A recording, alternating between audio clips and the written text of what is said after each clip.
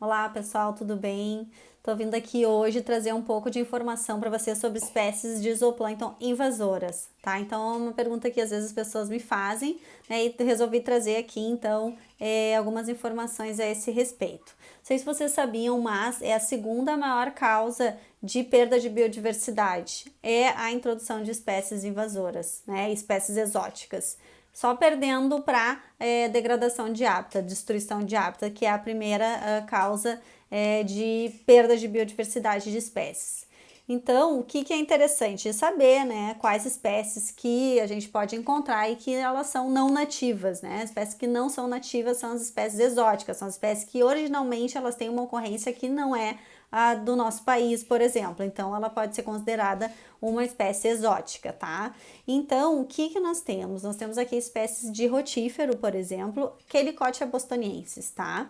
A Chelicotia bostoniensis é um rotífero braquionídeo que ele teve o primeiro registro no Brasil, né, no reservatório de Segredo, no Paraná, em 97. Tá? O tipo de introdução, então tem vários tipos de introdução das espécies, como que elas podem acabar vindo a ser uma espécie exótica, né, ou se dar bem, né? Normalmente são espécies tolerantes, são espécies que elas aceitam uma ampla faixa de variação de condições ambientais, por isso elas se dão bem, digamos assim, né, nos ambientes, por exemplo, a tolerância a variações de temperatura, tolerância a variações de questão de pH, enfim, diversas questões, né, assim, diversidade de hábitat que elas podem utilizar. Então, são espécies que não são normalmente muito sensíveis para que elas se deem bem. Então, algumas formas de introdução são, tem hipóteses, né, que a introdução pode ser via animais, dispersão pelo vento, e também a água de lastro de navios é uma hipótese muito comum, né, para a introdução de diversas espécies invasoras de água doce, por exemplo. Né? Porque como é que funciona? Os navios, quando. E também atualmente, né, com o crescimento, né, com a globalização, com o crescimento do comércio internacional, tudo isso, as espécies elas também acabam, existe uma tendência que elas se globalizem, digamos assim, porque existe muita mistura, muito trânsito, muito comércio internacional. Como é que funciona a água de lastro? Então, os navios, eles quando estão sem carga, eles lastram o fundo, o lastro, o fundão lá do navio. Então, eles colocam, né, lastram com água doce, digamos, do ambiente que eles, de partida, por exemplo, lá da Ásia, da China. Enfim, vou pegar aqui o exemplo da história do mexilhão dourado, tá? Que o mexilhão dourado é um bivalve, né, um mexilhãozinho, um molusco que é invasor aqui na América do Sul, que a hipótese é que ele foi introduzido aqui acidentalmente, claro, uma introdução não intencional, por água de lastro de navios vindos, né, do sudeste asiático, que é onde ele é nativo, tem uma ocorrência nativa. Tá? Então, teoricamente, os navios eles teriam lastrado lá no sudeste asiático, e quando chegam no país de destino, né, onde vão levar ou receber uma carga, então eles retiram essa água, né, do lastro, que esse deslastre deveria ser feito em águas marinhas, a uma distância considerável da costa, dos ambientes de água doce, justamente para evitar essas invasões. Então, eles lastram com uma água doce, fariam um deslastre numa água salgada, essas espécies não sobreviveriam, não vingariam e estaria tudo ok. Mas muitas vezes ocorre, né, do deslastre não ser feito da forma adequada. Então, uma água doce que vem da Ásia e vai ser feito um deslastre aqui, Rio da Prata, né, ou mesmo Laguna dos Patos, acaba que muitas espécies, as que são mais oportunistas e que são mais tolerantes, encontram um ambiente também de água doce e podem acabar se instalando, né? Se dando bem. Então, essa é a principal hipótese da introdução por exemplo, do mexilhão dourado, e pelo fato também do mexilhão ter larvas plantônicas, então a larva do mexilhão dourado, ela também aparece no plâncton, e isso aqui em regiões, aqui eu estudo, por exemplo, aqui no Lago Guaíba, aqui no Rio Grande do Sul, onde foi um dos primeiros locais onde ocorreu a invasão pelo mexilhão dourado, então é muito comum encontrar nas minhas amostras de plâncton as larva de bivalve, e eu sei reconhecer quando é a larva de Limnoperna fortunei, que é o mexilhão dourado. Tá? Então, várias outras espécies, inclusive espécies de algas, de fitoplâncton, de dinoflagelados, espécies mesmo zooplantônicas, existe uma teoria também que elas podem ter sido introduzidas dessa forma. Né? Essa é uma forma, assim, de introduzir espécies, né, amplamente. Então precisa sim seguir, existe uma legislação internacional para seguir o deslastre, né, para o deslastre ser feito em águas oceânicas e tudo mais, mas a gente sabe que muitas vezes acaba que acontecem situações em que pode ocorrer essas invasões, e é muito importante o controle dessas invasões, porque espécies invasoras, elas levam a um desequilíbrio dos ambientes nativos, digamos assim, do ambiente natural, né? Porque muitas vezes elas vêm e elas se dão super bem, e elas crescem de uma forma exagerada, muitas vezes se tornam praga, e aí então levam uma série de consequências para as espécies que estão ali nativas, tá? Então ela é realmente uma ameaça à diversidade. Então também tem as teorias de dispersão pelo vento, teoria de dispersão por animais associadas a corpo de outros animais, como por exemplo aves aquáticas, aves migratórias. E, enfim, né, tem algumas principais aí opções de introdução de espécies invasoras, tá? No caso, o tipo de introdução da Chelicotia bostoniensis foi não intencional, né? E sugere-se que ela é resultante, então, existe essa hipótese que ela é resultante de troca de água de lastro de navios, que é a água de lastro, né, que se chama. Então, essa situação aí do lastro é bastante crítica, especialmente para espécies aquáticas, né? Então, existe muita invasão, existe muito risco de invasão com essa questão da água de lastro, tá? E também existe também essa hipótese aí de que foi através de aves ou mesmo embarcações, que às vezes as embarcações circulam entre um país e outro, enfim, e aí acaba sendo um vetor, né, um meio de dispersão, tá? A distribuição geográfica, então, no estado do Paraná, foi detectado no reservatório de Segredo, e nas planícies de inundação do Rio Paraná, em Minas Gerais também, na Bacia do Rio Grande, reservatório de Furnas, em São Paulo, no reservatório de Salto Grande e em Americana. E é possível que a sua área de ocorrência no Brasil seja ainda mais ampla do que a detectada, com certeza, porque existem ainda muitos ambientes que não foram avaliados, tem muitos ambientes que não foram estudados, e muitos dados também que não estão publicados, como por exemplo, eu já encontrei essa espécie em amostras aqui do Rio Grande do Sul, então, que são dados de consultoria ambiental, que ainda não estão publicados também. Então, assim, normalmente a distribuição das espécies ela ainda pode ser mais ampla do que a que está citada na bibliografia. Enfim, então por isso é sempre legal atentar para a ocorrência dessas espécies, né? Então, a Chelicotia bostoniense é um caso, ela é uma espécie oportunista, com certeza, como a maioria das espécies que são invasoras. Não é à toa que elas se tornam praga, ou enfim, elas são as espécies que vão permanecer nos ambientes que elas não são nativas, né? Que no caso são exóticas. Então, elas com certeza, por questões de serem espécies tolerantes, elas acabam se dando super bem e se tornando um pouco umas praguinhas, né, nos locais que invadem e se alastrando. Com certeza elas têm facilidade também de se alastrar e se distribuir por todo o território, né? Como por exemplo é o Limnoperna fortunei, né, que vem se alastrando aí Brasil afora, né? Cada vez mais se tem registros e depois que muito importante seria para a conservação impedir que essas situações ocorram, impedir o início da introdução, porque depois conter a introdução ou o avanço de uma espécie nos hábitats é muito difícil. É muito difícil, são estratégias muito difíceis de serem adotadas e colocadas em prática, né? Então acaba sendo um pouco complicado. Então é uma espécie plantônica, né? E já foi registrado que ela teve bastante abundância no período em que outras espécies competitivamente superiores não conseguem se desenvolver bem, tais como Daphnia, né? E a distribuição no Brasil parece estar aumentando bastante e a ocorrência parece ser favorecida pelo processo de eutrofização avançada em corpos d'água, ou seja, sistemas simples também, sistemas que estão eutrofizados, sistemas que estão menos complexos, eles acabam também comportando essas espécies que têm uma tolerância maior, elas não têm grandes exigências quanto a habitat e quanto à qualidade de água, então elas acabam predominando em ambientes que são eutrofizados, tá? Então essa é uma característica que também é bastante comum de uma espécie que se torna praga, tá?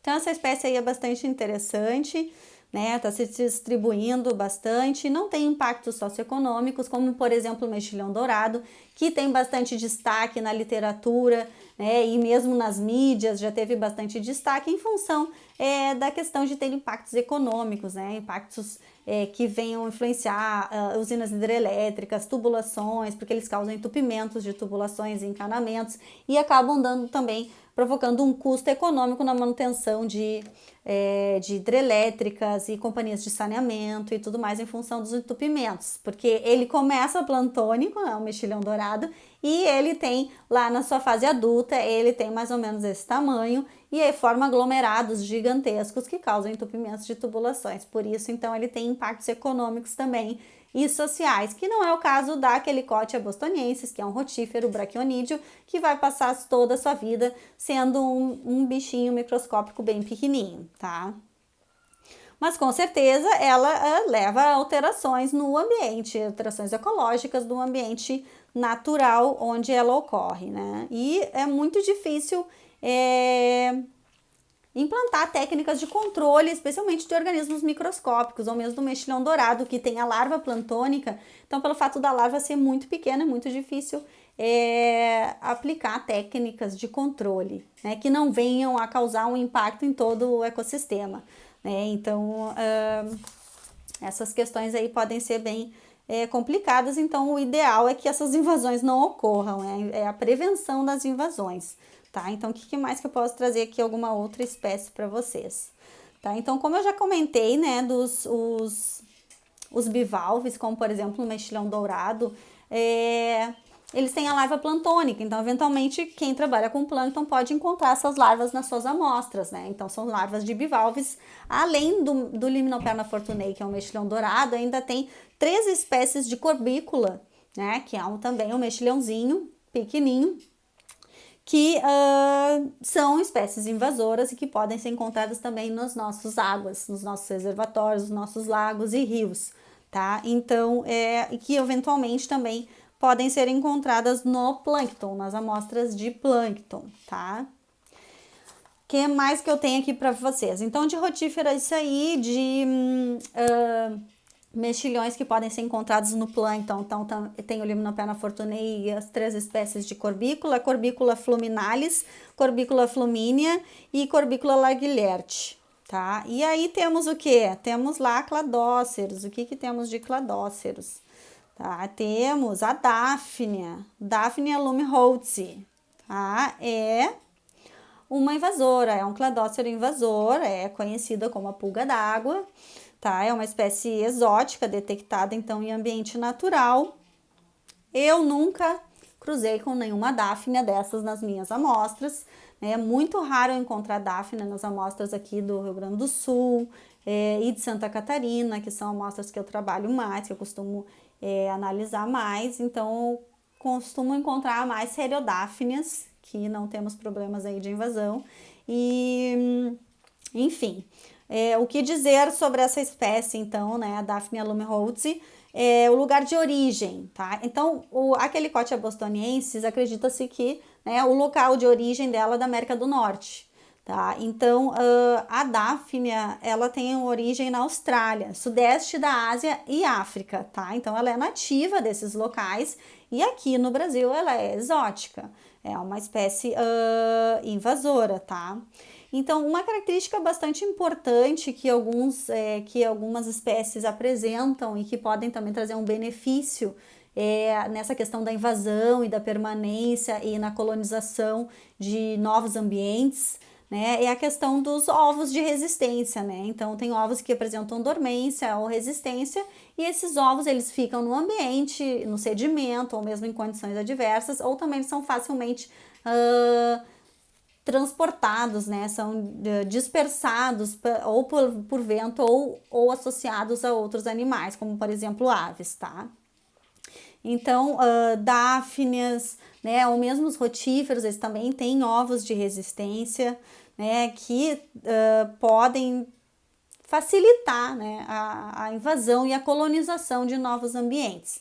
Então, esse é um fator também bastante interessante a ser considerado nos organismos zooplantônicos, tá? Então, tem primeiro registro aqui no Brasil da Daphnia lummiholtzi, foi no reservatório Três Irmãos, no Rio Tietê, né, no São Paulo, em 2000. A introdução também acredita-se que não tenha sido intencional, provavelmente foi dentro dessas hipóteses aí de introdução, né, e também outra questão bastante ligada, né, um meio de dispersão dessas espécies invasoras é a questão da introdução de peixes exóticos, né, cultivo de peixes, né, os tanques de aquacultura, o cultivo de peixes, a introdução de peixes exóticos também é um vetor, é um meio para transmissão, né, e para invasão de espécies plantônicas, tá? Por exemplo, aqui, né, solturas de peixes exóticos em novos ambientes, né, mas também podem ser introduzidos e disseminados devido ao movimento de embarcações contaminadas, tá? Então, a questão dos peixes exóticos também está bastante associada, é uma hipótese bastante associada à ocorrência de espécies zooplantônicas invasoras, tá? E aí acaba que, porque tem muitas espécies também que são exatamente registradas em ambientes que têm os peixes exóticos, então existe essa relação forte, né? Deixa eu ver o que é mais que é importante, né, de comentar sobre essa espécie. Bom, e claro, existem registros de que ela tem de que exista uma competição, né, com outras espécies de Daphne, espécies nativas de Daphne, e provavelmente ela se daria melhor, digamos assim, seria uma vencedora em relação à competição com espécies nativas, sendo assim uma ameaça, né, à fauna nativa, como as espécies que são nativas das nossas águas. Então, é por isso aí que as espécies exóticas, a introdução de espécies é um caso de grande perda da biodiversidade, tá? E vários estudos vêm sendo feitos, né, para relacionar e tentar entender os reais impactos, né, sobre as comunidades nativas dessas espécies invasoras, assim.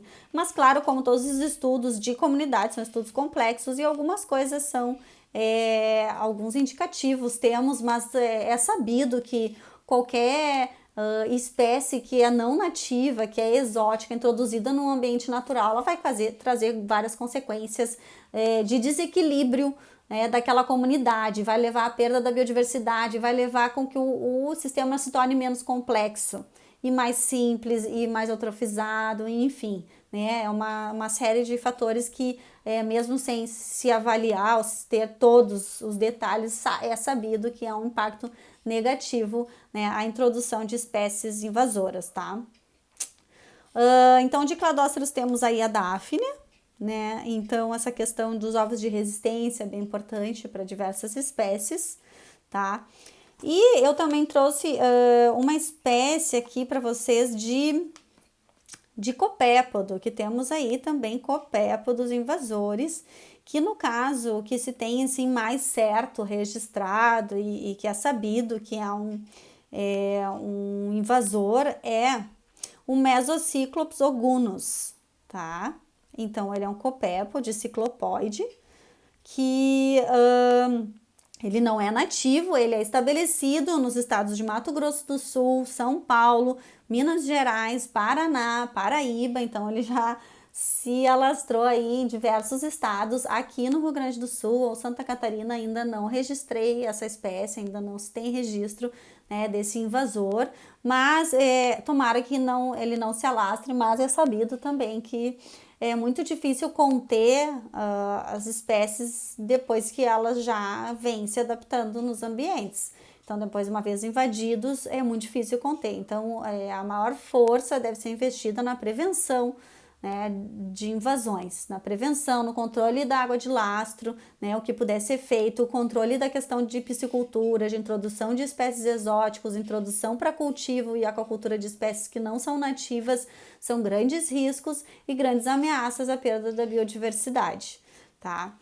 Então, sobre essa espécie, né, ela foi então aparentemente introduzida para o meio de cultivo de peixes importados da África, porque ela é nativa dessa região, ela é nativa da África e da Ásia, tá? Então vejam essa questão como é importante o controle da invasão, né? Então ela se tornou uma espécie dominante em reservatórios do estado de São Paulo, por exemplo, tá? Então essa questão também da introdução de peixes é muito de peixes exóticos também, além de poder trazer outras espécies, como por exemplo o copépodo dos invasores, ela também vai ter um efeito de predação nas comunidades locais, nativas de copépodos, e isso já vem sendo evidenciado que traz um impacto nas espécies nativas, a predação por peixes exóticos. Então o sistema ele sempre vai entrar em desequilíbrio quando existe uma espécie introduzida, uma espécie que não é nativa, e isso é fato.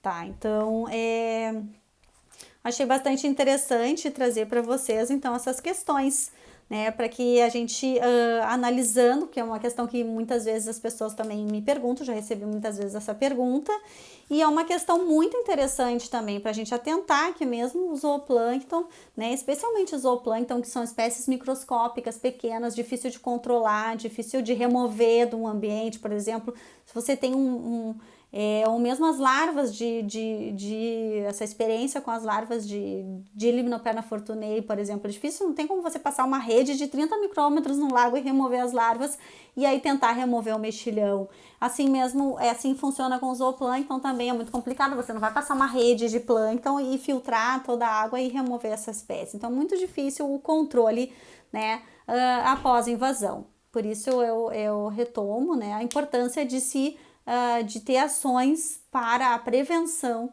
né, da introdução de espécies exóticas. E aí temos aí já essas diversas espécies. Então, revisando um pouquinho, temos lá rotífero Chelicotia bostoniensis, temos lá Cladócero Daphnia lumholdski, temos lá as larvas de bivalvos que vão estar eventualmente no plâncton, né, como por exemplo a do mexilhão dourado, Limnoperna fortunei e corbícula também, 3 espécies de corbícula. E temos também aí o copépodo, Mesociclops ogunus também, que é bastante, que pode ser encontrado aí como uma espécie exótica nas amostras de plâncton que tem por aí. Bom, pessoal, espero ter agregado um pouquinho de conhecimento para vocês em relação a espécies invasoras de zooplâncton de águas continentais, tá bom? Um abraço a todos, beijo!